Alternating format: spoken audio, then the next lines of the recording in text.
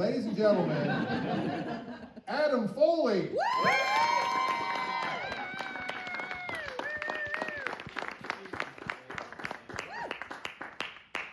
Here goes nothing. Okay.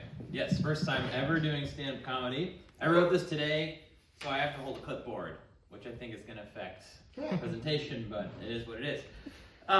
Before I start, I thought this was hilarious, because life is comedy, better than I can write it. This is a school newspaper published by my son's school. It's called Why Not, which I just love that name. It's completely organized by the kids, including they have a little business department, and the kids approach people and ask if you want to do an advertisement in the newspaper. I said, yes, of course, that sounds great. Before I show you my ad, I want to show you this ad that another dad had the same idea there. And this is a great ad. He has this cape, and my son said that everybody's talking about how cool his ad was today. This is the ad that my son designed for me today. It is a blurry close-up of my face. All of the information on who I am is cut off. So there is literally no context for any of this. Also, the joke that he wrote is cut off. So it just says, it's a forever hoe.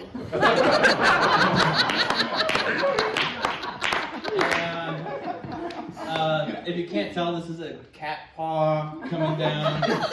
There's a cat on my head. There's cats, I don't know, this one's like holding one up on a, it says, so it's a forever hoe, cat's not included. You can interpret that however you want. I don't know what I'm advertising here. I should say also we're new to this school, so none of the parents know me. Good intro. He's a realtor. He's a realtor.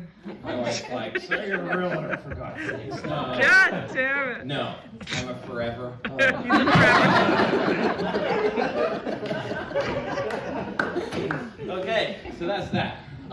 This is what I wrote today. I'm going to tell you a story, but I'm going to tell you it backwards.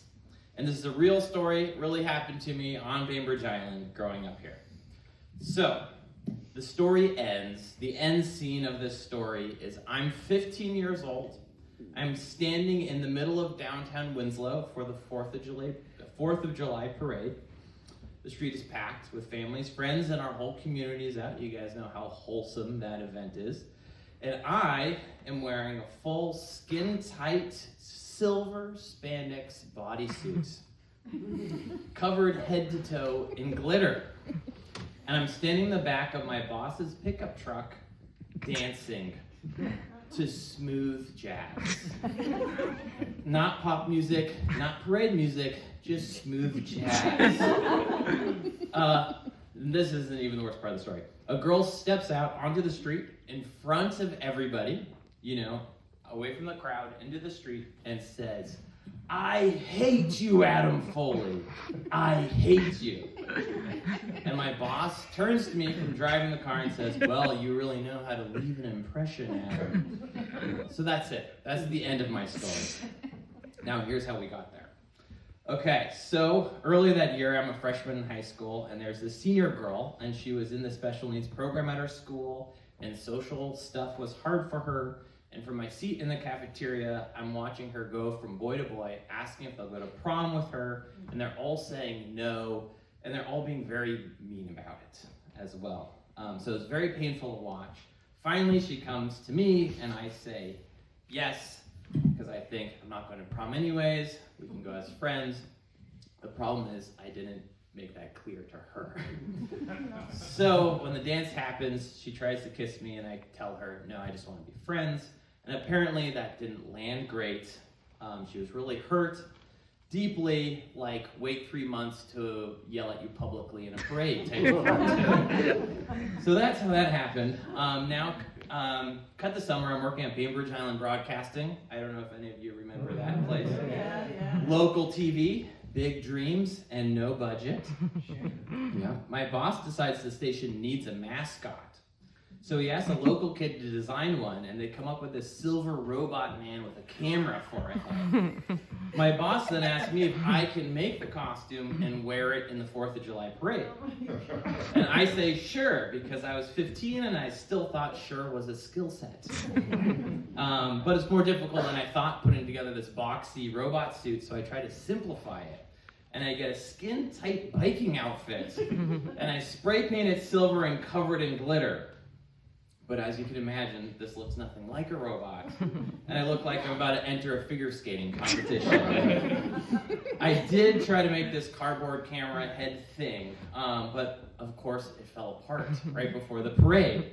So I am just a 15-year-old out of context, just wearing sparkly, skin-tight suit. And then my boss keeps saying he's going to surprise us with the music of the parade, which is kind of a weird thing, but I keep thinking it's going to be something like upbeat and parade, like Walking on Sunshine, or, pop rock or something. But no, smooth jazz, as you know.